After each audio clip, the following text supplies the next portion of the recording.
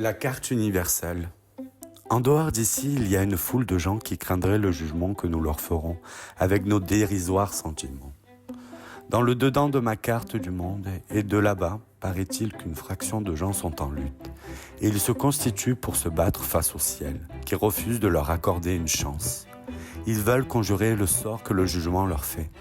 Ainsi, dans le va et le vient des nuages, ils se disent entre eux de rester vigilants.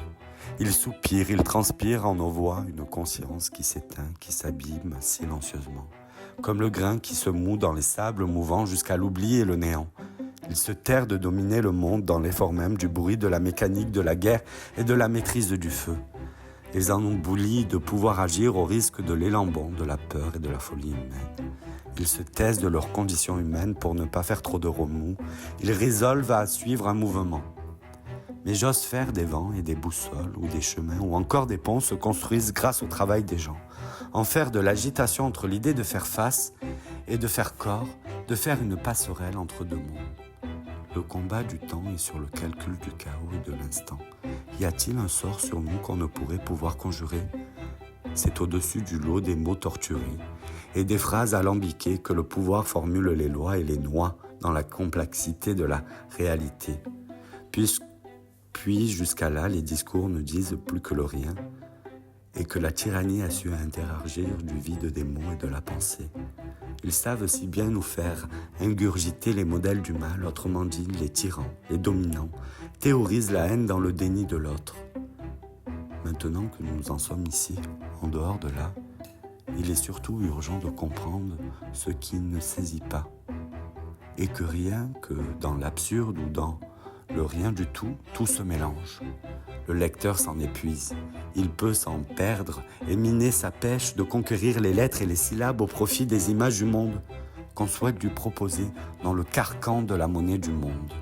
Il ne reste que des parjures. Alors qu'ils se jettent le sort eux-mêmes, ils oublient de dépasser la réalité et se pensent en dehors du dedans de la carte du monde. Ils sont prisonniers de leur image, ils ne peuvent conjurer le sort et ils se vendent corps et âme pour leur arme. Le prix de la liberté de tous. La peau du monde s'embrase, les gens continuent à faire le pas et avancent comme si rien n'était comme en temps. Qu'est-ce que je vais faire de ma liberté ? Je vais la découdre, l'écrémer, la dissoudre pour conjurer le sort de mon orgueil, comme un choix de résistance, la cacher pour mieux la garder. Je la dissous pour la recréer en les valeurs du monde. De l'humain dans le jour et la lumière, et je l'empêche de tomber dans les ténèbres et le sombre de l'existence. Je préfère vivre au jour le jour et écrire le fer du fer de lance que représente l'art d'écrire et du prix de ma liberté que je ne quitte. Je n'écris plus rien que ce que je ressens, c'est-à-dire le rien du tout, que des virgules sans mots, sans lignes, que des points sans rien que savoir. Un peu voyou, les ailes défaites, en le plus du tout, aujourd'hui plus que tout et encore plus qu'avant, et si même cela est à contresens, j'aime à compter les silhouettes de mes lettres qui palpitent au bout de mes doigts jusqu'au cœur.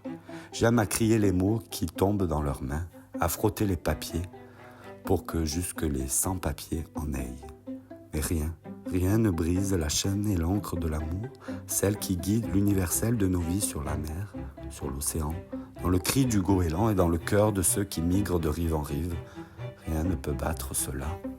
La paix librement vogue dans la plus fine particule de ce monde, et rien que le soleil nous en dira la vérité. Et cela sera un bon moment.